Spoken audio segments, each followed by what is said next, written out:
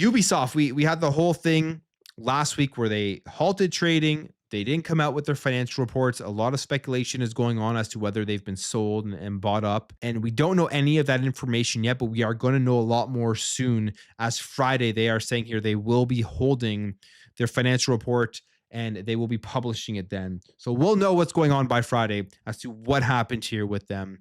It does say here that they are going to be coming out on Friday, giving their financial earnings. And then if there is a acquisition, we will also know that as well. Ubisoft has revealed that the H1 fiscal year 2025-26 report that was recently put on hold will be published before the opening of trading on Friday, 21st November 2025. And this news comes mere days after Ubisoft delayed the release of the report and put a hold on trading, fueling widespread speculation. So they put a hold on trading because they knew the whole gaming industry and all of the pundits out there were going to speculate crazily, which is exactly what happened, because now everyone is saying there's an acquisition. You've had some insiders or some suggestions that somebody has purchased them. We'll know exactly what is going on here on Friday.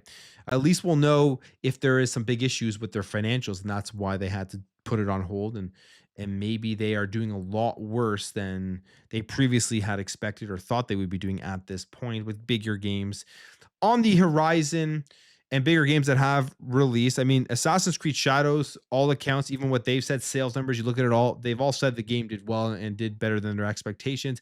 But one game isn't going to save a company if it is really on the downfall. And I think more information will be put out on Friday. Then we'll learn more as to exactly what is happening here with Ubisoft.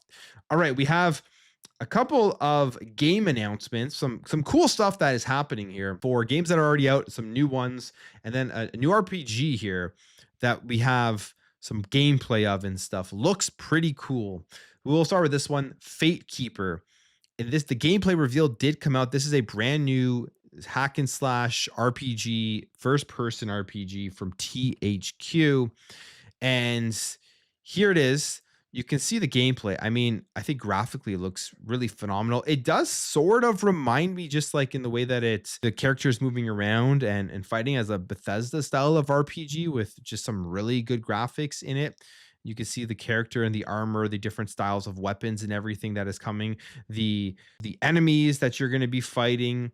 You can see him lighting up his torch here. I think this game looks really cool. Like, this is definitely on my radar now after seeing this gameplay trailer. But here's the information for it. Made by THQ and developer Paraglacial, and it's coming to PC. It's a story-driven first-person RPG in a handcrafted world where ruins whisper of past cataclysms. It's accompanied by a talking rat companion. Melee-focused combat with swords, axes, spells, and relics. Character builds to adapt to enemies. Players can refine their character through combat styles, attributes, and spell schools, lean into raw strength, nimble precision, or devastating sorcery. All that does sound awesome to me. And like, you look at some of these battles and yeah, I mean, I don't know if it's just the graphics that are really have me taken for this game right now, but we'll see. The gameplay does look pretty cool too. The combat looks like it is pretty good with the realism, as well as throwing items and them just breaking over the enemy and stuff. Looks cool. The narrative size is a focused narrative path. World invites exploration with areas that reward players with hidden lore, forgotten relics, and unexpected encounters. And enemies have distinct patterns, strengths, and weaknesses. So here it is, FateKeeper. I don't believe there is a release date yet, but it looks like it's only coming to PC at this point. Will we ever see it on the console? Maybe in the future. But again, this is one of those games. If it does, it's on PC. You slap the Xbox Play Anywhere on there. Or if you have a Steam machine, you're playing it via Steam OS, you're playing these games in many different places and many different locations, even if it only came to one platform. Bandai Namco announces Tales of Berseria Remastered, coming to platforms in February of 2026. If you've never played this one, and they're one of those Tales games, coming to Series XS, PS5, Switch, and PC on February 27, 2026. And they say this remaster brings new quality of life updates such as destination icons, encounter toggling, and early grade shop access that will ease the journey of new players in this classic action JRPG. The game also includes downloadable content from the original release, featuring character costumes, bonus items, and other fan favorite extras. So if you are a Tales fan, you like Tales of Berseria, this one's coming here, remastered. They've remastered, I believe, a few of their titles and they are doing more of them. They're going forward with them. They must have obviously sold well. Whenever these games do get announced, you're always wondering, are they going to go on every single platform? It looks like they are. So nobody's going to be missing out on that game. It's even hitting the Switch and PC. Mafia: The Old Country gets a big free update with new game modes and content and everything. If you haven't played this one is now time to get in because you're getting a bunch of free stuff with it.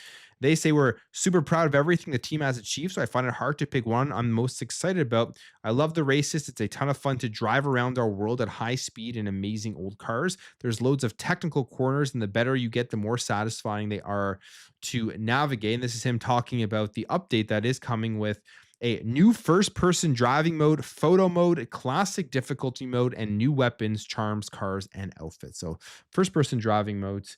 You're going to have horse races and combat challenges as well. This new update here, free update for Mafia: The Old Country, is going to be available right now. November 20th is when this one does hit the stores for everyone to go ahead and check out. Finally, the Game Awards. One of the nominations is removing themselves from the show.